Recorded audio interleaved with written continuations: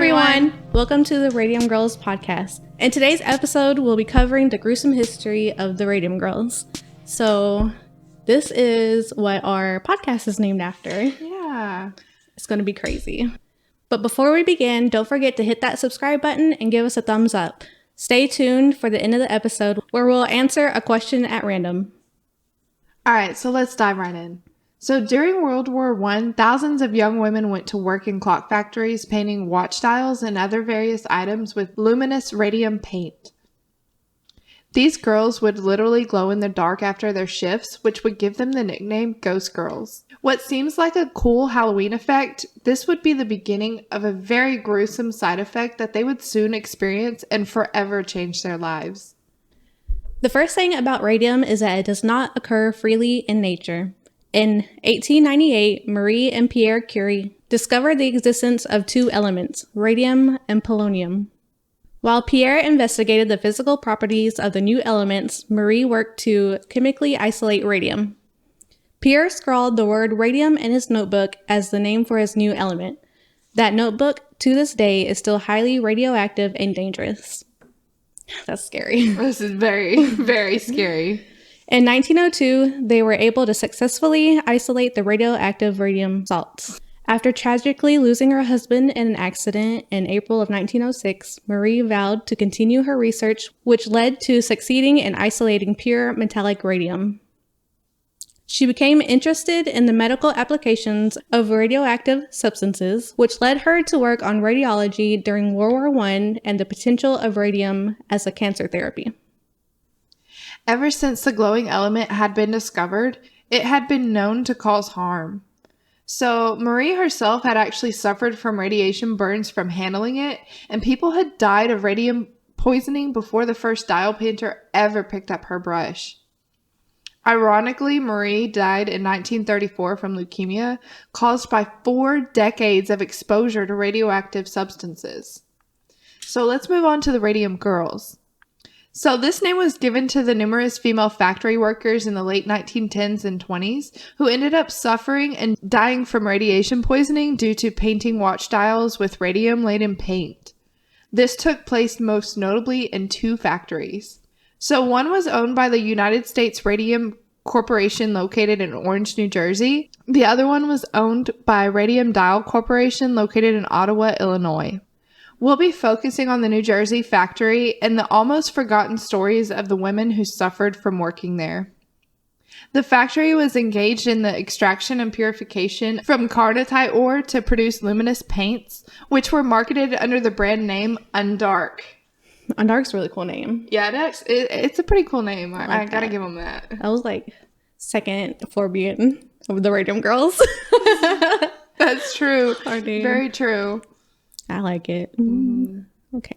Not the, the circumstances surrounding it, but just the name. Yeah.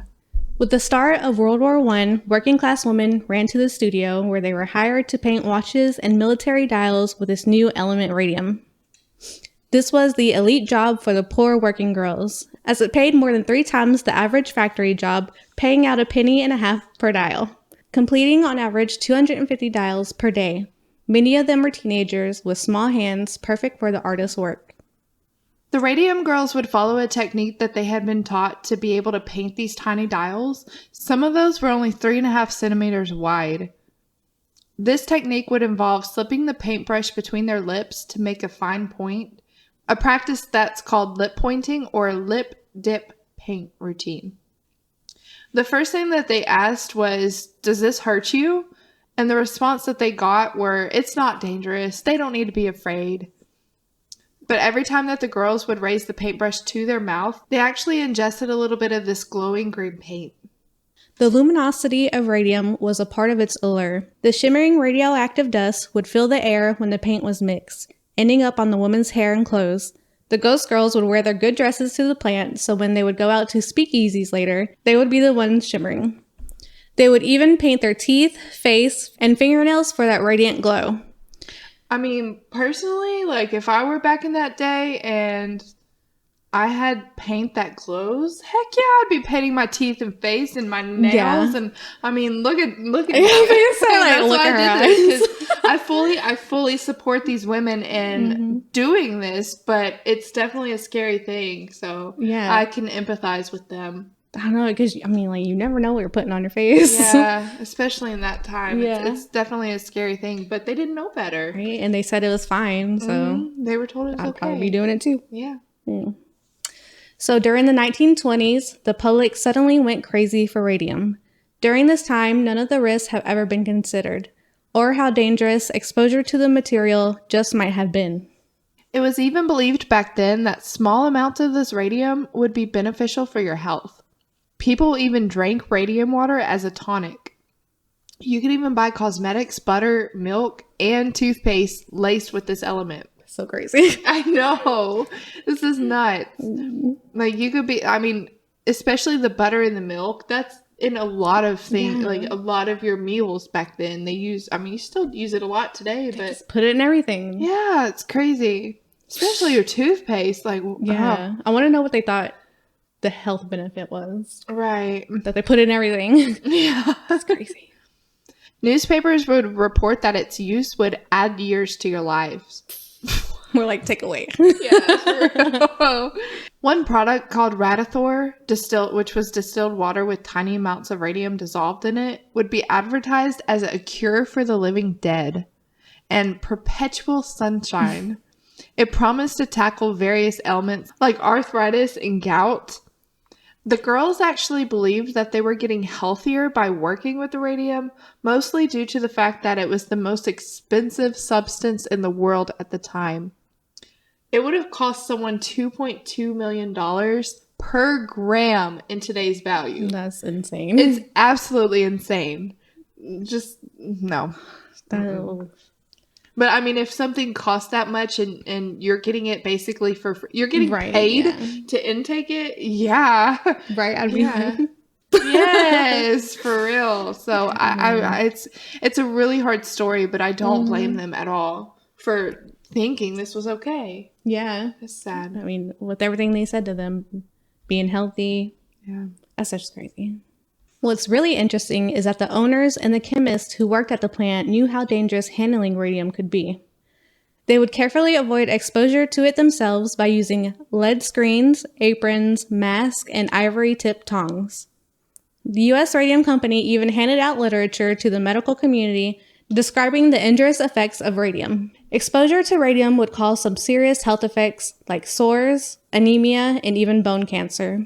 80% of the ingested radium leaves the body through feces, while the remaining 20% goes into the bloodstream. The body treats radium as calcium and deposits it in the bones, where radioactivity degrades marrow and can mutate bone cells and lead to things like cancer. So basically, they take in this radium, most of it goes out of their system, but over time, that small percent, well, it's not small, 20% is not small. Yeah. It just sits in their body, and their body's like... In their bones. We're going to your bones. Yeah. We're going straight to your bones. Like, can you imagine that? I mean, we'll probably get into this later in some of our other episodes, but there's tons of conspiracies about the chemicals that we have, like, in our foods and stuff that do basically the same thing. It's just, this is, like, one of the most aggressive things, I think, in history so far. And radium, like, all the radium stories, they're so... Yeah, we'll definitely be covering another radioactivity. There's a bunch. Yeah, we'll definitely... Yes, we'll loop back into these stories later on. Yeah, but this one is kind of the start of it all, at least for us and our interest into it. But I can't imagine what they were going through. Unfortunately, the Radium Girls mostly suffered from serious jawbone degeneration and malignancy, along with other dental diseases such as necrosis of the jaw, which was also known as radium jaw. The ingested radium had settled into these women's bodies and was then emitting constant destructive radiation that would honeycomb their bones. It would literally eat holes in their bones while they were still alive. That's Oh no. I just can't imagine. Really cannot imagine. One woman's jaw was eaten away to just a stump, and her legs would shorten and spontaneously fracture. A lot of the girls would also have stillborn babies. Can you imagine? I can't imagine the pain. No. I just, your bones just like, just like brushing your hair, and then your wrist just fractures. Like, yeah. I just, these women's, these women's. I feel so bad for the women's. Eerily, the damaged bones began to glow from inside of them. The light that does not lie. The moment a woman would realize she had radium poisoning was when she caught sight of herself in a mirror during the night. She would see her reflection of a ghost girl staring back at her, sealing her fate. Can you imagine? Just like glowing. No. What the heck? No. If I didn't paint it on my face, then right? No. Why am I glowing? Like, yeah, I just can't imagine just like getting up to get a glass of water or something, and you have a mirror in your hallway, and it's dark, and you look in the mirror, like, and there's a ghost girl, you know, staring back at you. I just can't imagine what these women went through. No. It's heartbreaking. Yeah, it is. In 1922, a worker named Molly McGee had to quit because she became sick. She had no idea what was wrong with her. It all started with an aching tooth. After seeing her dentist, he decided to pull not one, but two of her teeth. In the voids of where her teeth were, ulcers formed with blood and pus. I can't imagine. No. Like, there's no pain like mouth pain. Yeah. I mean, there are pains like mouth pain, but there's no pain like mouth pain. Yes. They would seep constantly and make her breath very foul. She would develop pain in her limbs that was so agonizing, it eventually left her unable to walk. I can't imagine. The doctor thought it was arthritis, so he sent her home with aspirin. Aspirin. No. No. Aspirin. Oh my gosh. Like, what's that gonna do? That's like putting a Band-Aid over like you just broke your arm and it came out of your skin, you know? Yes. Busted your skin open. Let's put a Band-Aid on that. Oh my gosh. What? She had all that going on. Ain't gonna give her some aspirin? Excuse me? No, sir. Oh, I'll be morphine at least. At the very least, give me some morphine. Drug me up. That is horrible. Oh, I feel so bad for her. I can't imagine. By May of that same year, Molly was desperate. At that point, she had lost most of her teeth, and the mysterious infection had spread. Her entire lower jaw, the roof of her mouth, and even some of the bones in her ears were considered to be one large abscess. Just like one solid piece. Just your whole face. Oh, the worst was yet to come, though. When her dentist prodded delicately at her jawbone and her mouth, to his horror and shock, it broke against his fingers. So he just put his fingers in there and it just broke. Oh, God. So fragile. Yes. He removed it not by an operation, but by putting his fingers in her mouth and just pulling it out. That sounds so painful. It does. But days later, her entire lower jaw was removed the same exact way. That's horrible. She was literally falling apart. On September 12th, the infection that Molly had for less than a year spread to the tissues of her throat.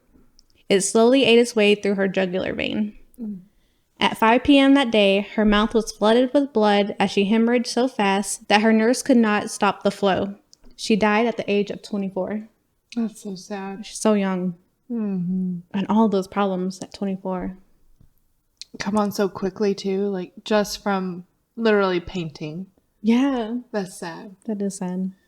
We're going to say that a lot. Yeah, we are. There's no other words. Yeah, there's not.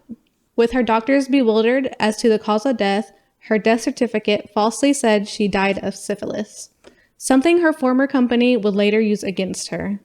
And they are saying that, like, all of them died of syphilis and stuff. Like, everything's syphilis. Yeah, okay. Yeah, right? Molly marked the first of many Radium Girl deaths. Reports of Molly's death were silenced, making the biggest challenge being to prove the link between the mysterious illnesses and the radium. It was only when the first male employee of the radium factory died that experts finally took up the charge, and a brilliant doctor named Harrison Matlin devised tests that would prove once and for all that radium had poisoned the women.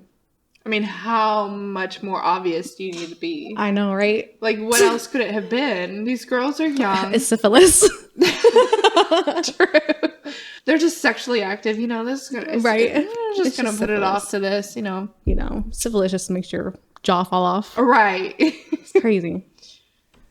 One of Molly's colleagues, Grace Fryer, suffered from her spine being crushed to the point where she had to wear a steel back brace.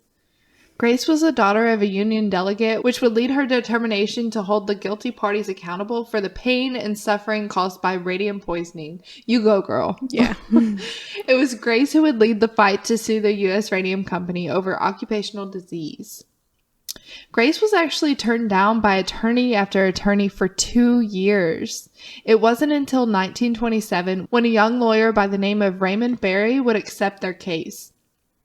Grace and 4 other colleagues would find themselves at the center of an internationally famous courtroom drama. Time was wearing thin. The girls had just been given 4 months to live. The company was intent on dragging out the legal proceedings. Alongside the girls, aiding them in the court cases was the inventor of the radium dial paint, Dr. Sabine Arnold von Schoschke. I know I probably butchered that name, and I'm just going to apologize right now. I'm a little hick. I'm a little country, and I'm going to pronounce it as I see it. So I do apologize to this doctor and to anybody else that may have offended that I mispronounced it. I tried, okay? Our bad. In November 1928, he became the 16th known person to die from poisoning by radium dial paint. That's crazy that, like, once something happens to the men, then it's okay. Exactly. Stupid. It ain't syphilis for them. Right. They didn't die of syphilis. The case would actually be settled before going to a jury, with each woman receiving $10,000. In today's monetary value, that would have been equivalent to $151,000. So basically, these women were suffering. Their bones were falling apart, literally. Yeah. You could pick up her jaw from her mouth and it just be disintegrate right there in front of you. But she's only getting $151,000. Yeah. Can you imagine knowing you had 4 months to live? All you got was equivalent of $151K. It's sad because, like, who gets that money when you die? You know? Yeah. I mean, sure, your family gets it, but what are they going to do? Like, they just lost their daughters. Yeah. So they also did receive $600 per year annuity and $12 a week for the rest of their lives. In today's value, $12 would actually come out to be about $178, which would be around $9,000 per year in today's monetary value. So that's still not a lot. So you get $151,000 on top of about almost just under $10,000. So $160,000. That's it. No. Fortunately, all medical and legal expenses were to be paid for by the U.S. Radium Corp.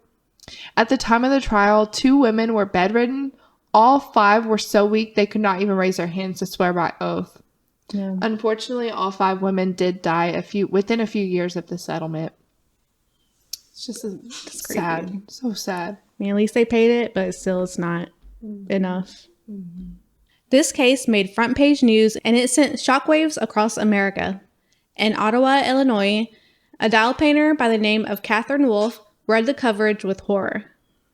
In 1938, Catherine developed a grapefruit-sized tumor that bulged on her hip. Ooh. Like Molly, she lost her teeth and had to pick pieces of her jawbone out of her mouth. I can't. She would have to constantly hold a handkerchief to her jaw to absorb the seeping pus. I don't know. That's a lot to go through. It really is. If the women were not killed by the same jaw problems that had taken Molly, they eventually suffered from huge cancerous bone tumors that would grow anywhere on their bodies. One painter, Irene Laporte, died from a massive pelvic tumor that was said to be larger than 2 footballs. Golly. That's big. Man, they went through some painful stuff. It was so sad. In the mid-1930s, Catherine would start her fight for justice right in the grip of the Great Depression. Even though Catherine was close to death by the time her case went to court in 1938, she would ignore all her doctor's advice and give evidence from her deathbed. But by doing so, with help from her lawyer who worked pro bono, she finally won justice for not only herself, but for workers everywhere. You go, girl. I know. That's just awesome. I like on your deathbed and your doctors are like, don't do it. Oh, yeah. You did it, girl. She did it. Mm. Grace Fryer and Catherine Donahue, her married name, shine through history with all that they've achieved in their unfortunate short lives. They also shine in other ways. Radium has a half-life of 1,600 years, and it's still embedded in their bones. The ghost girls will be glowing in their graves for a very long time. In fact, when Molly McGee's body was exhumed in 1927 to get an official cause of death, tests did not even need to be conducted as her body was still illuminated by the radium. Syphilis. Wow. I'm not laughing because it's funny. It's just ridiculous. It's ridiculous. Yeah. Like you... Trying to put the blame on everyone but them. Exactly. Syphilis. Mm-mm. Right. The lawsuit and resulting publicity was a factor in the establishment of occupational disease labor law. Radium dial painters were instructed in proper safety precautions and provided with protective gear. In particular, they no longer shaped paintbrushes by lip and avoided ingesting or breathing the paint. Radium paint was still used in dials as late as 1950s, but there was no further injuries to dial painters. This served to highlight that the injuries suffered by the Radium Girls were completely preventable. That's sad. That's horrible. They went through so much and for years. Mm-hmm. All right, guys. Well, that's the tragic story of the Radium Girls.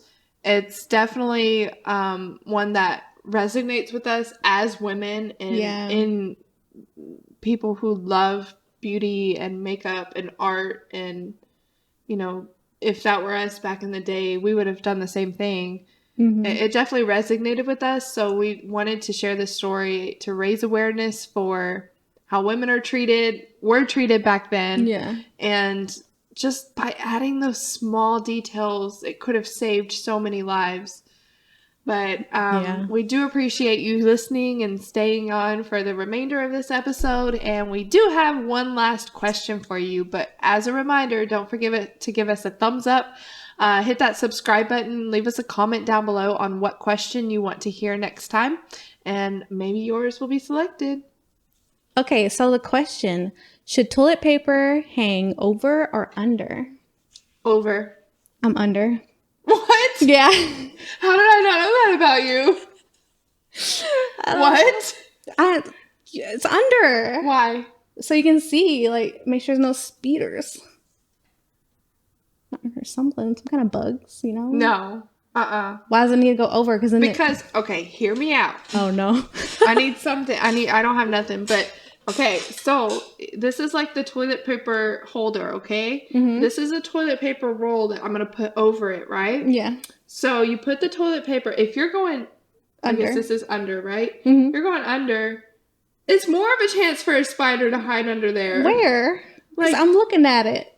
I'm looking at the toilet paper. Yeah, it's going to shove its body way up in there. Well, show me. How do you look for spiders? Well, I'm about to go get some toilet paper. But if you've got it over like this, you can tilt it back just a hair and it's laying flat along itself. So there's no room for a spider to hide. You're going to be pulling it and there's no one under? No, because it's not dangling. It's just laying on top. Mine don't have to dangle either. It can go on top. But then you have to like do this and then it pulls like all this extra stuff that you don't need and then you have to wind it back up. No. Have I ever been at your house and flipped your toilet paper? I don't know. People do. I do. I have. I don't know what parents do. Oh, your mom does it over? I'm an under person. I mean, I'm a lefty too, so. Oh yeah, you are backwards. I'm just backwards. You're an abomination. I know. Most of the time, you just put it on the counter and just. What? Just put it on the counter. I only do that like if I'm in a hurry and I'm like, I ain't changing it right now. It can wait. Yeah. Just throw it on the counter, then you can go whatever way you want to go. What are you? Are you over or under? Yes, please Explain let us know. Why. Yeah, tell us why. I'm curious. It's the speeders, I'm telling you. Is it the speeders? It's the speeders. No, I'm not scared of them at all. I actually enjoy them, and they make fun of me all the time when I'm like, I send them a picture like, here's my friend Frank.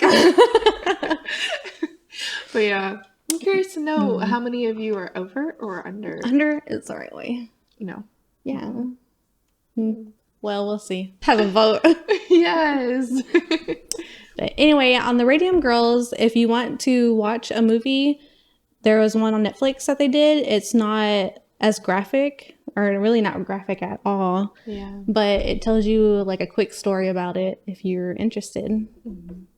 If I recall, I feel like they go through like the court process a little more. Yeah. And they talk about like the whole thing. But to me personally, the history with it is what these girls went through. Not necessarily the court. Yes, that's definitely a big piece of the story, but the actual physical stuff that these women went through. And girls, they were young. Yeah, super young. I think there were some as young as like 15 there. Teenagers. Yeah, so my personal opinion, I like to hear different stories that go more into depth on what they truly experienced. Yeah. But it's a movie worth watching. Definitely, if you want to know more about that. Right, guys. Well, thank y'all for tuning in, and don't forget, hit that like, hit that subscribe, leave a comment down below, over or under. Yes. We'll see you next time, and stay curious.